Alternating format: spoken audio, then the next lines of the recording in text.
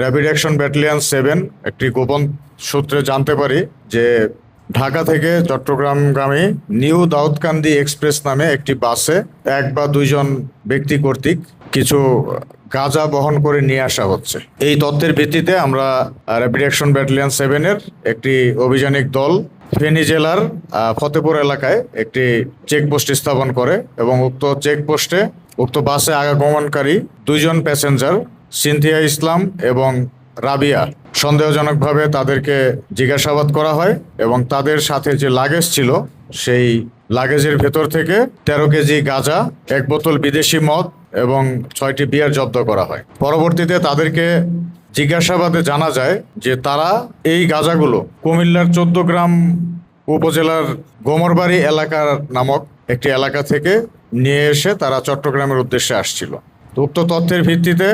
আমাদের অভিযানিক দল 14 গ্রাম পৌরসভার গোমরবাড়ি পূর্বপাড়া এলাকায় রবিউল নামক একজন ব্যক্তির বাড়িতে গাঁজার আরও বড় স্টক আছে এই তথ্যের ভিত্তিতে গমন করে এবং সেই বাড়িতে তল্লাশি চালিয়ে বাড়ির রান্নাঘরে এবং গোয়ালঘরের ভেতর থেকে